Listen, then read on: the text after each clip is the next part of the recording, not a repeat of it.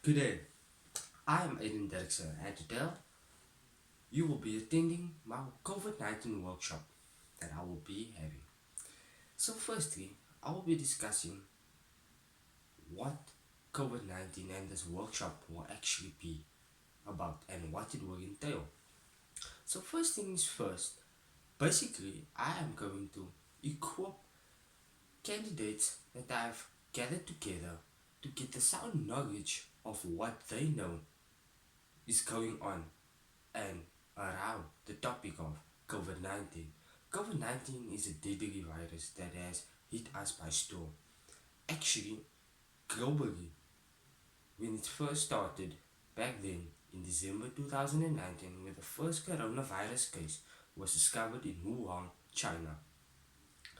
Ever since after that, the virus spread rapidly throughout the nation, going into various different countries and causing a huge impact on the country's population, with deaths happening every single day and in the numbers of hundreds up to thousands of people passing every day.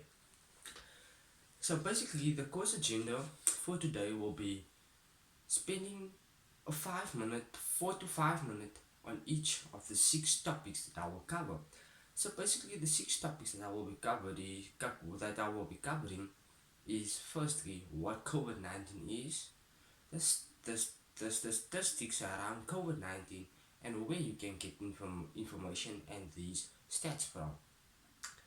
Thirdly, what types of precaution measure can be put into place to minimize or even curb the virus.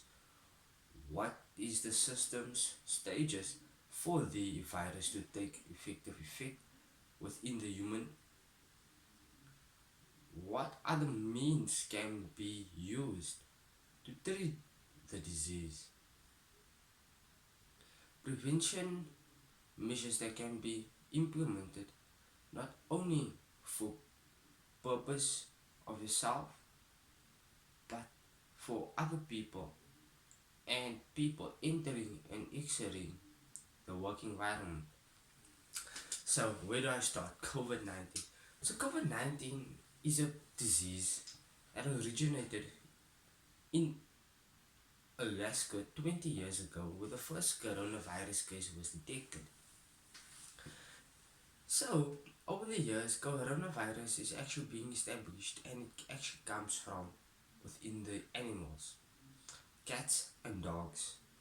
And cats and dogs are normally the free market where these smaller, overpopulated cities and countries create a food store for them where they sell various kinds of different things that you not eat on a daily basis.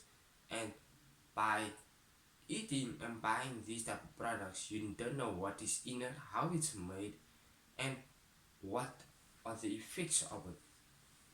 And for something to something to have such a great, huge impact on a nation by just one wrongfully improper meat products that is not eligible to being sold on the road. Secondly, let's move on to over what the stats is basically gonna be about. So basically the stats that I'll be is educating all the different meanings of the graphs you get to indicating from various all the 9 provinces the stats, the death tolls and the recovery rates, and most importantly the total of number of active cases within the province and the country. Currently, Gauteng is the epicenter of South Africa that sits with over half of the COVID-19 cases. Secondly, we have the Durban, and thirdly is the Western Cape. That's on the list, and that's only for South Africa. The death toll is at a unbelievable rate where you get passings of over 500 and up to 1,000 people on a daily basis. Prevention of the COVID-19 virus is an important factor.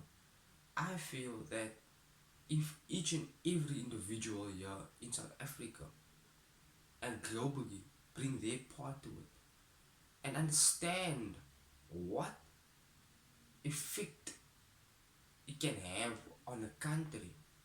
And not only on the country, look at what is going on out in our current surroundings with job losses, where people are vandalizing buildings, where people are breaking into stores to basically survive because all what has been taken away from them, their jobs, there's nobody to earn a daily income, to put a daily bread on the table for them to survive on a day-to-day basis. And these type of things are driving people to do things that they never would have thought would have happened in this world, and even go to the extent of crossing boundaries basically.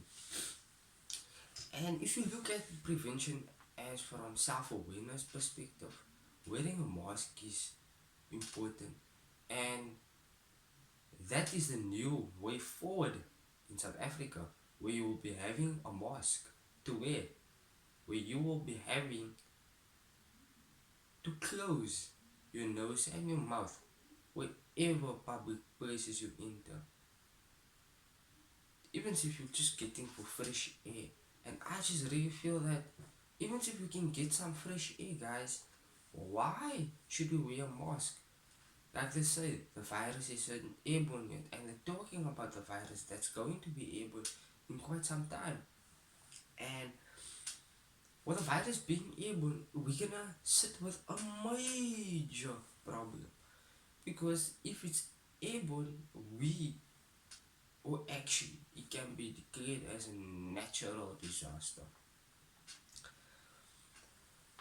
So, where do we move from now? From prevention, we covered what COVID-19 is, we covered the different stats. Now we move over to the different stages of contracting the virus and the indication you will get, or let me put it to you, let me rephrase it, the time period before you will actually show symptoms of the virus. So basically, the COVID-19 takes a few days to actually reflect and to show, for you to show symptoms of the virus. It would be starting with a mild cough, a dry throat, sore body pains, back pains, or slight headache. These common flu-like symptoms that you would get. Afterwards, it would develop into way more serious symptoms where you cannot even move, get out of bed, where you will be forced to lay in bed constantly, and maybe to the extent where you will need a ventilator to help you breathe if things do get out of hand and out of control. And for these safety purposes, prevention is an important aspect of it. Treatment for COVID-19, there isn't any relevant treatment available for it, since it's a virus, and a virus that nobody and never ever thought it would happen, or even conducted research on the virus, on the types of negative effects it can have.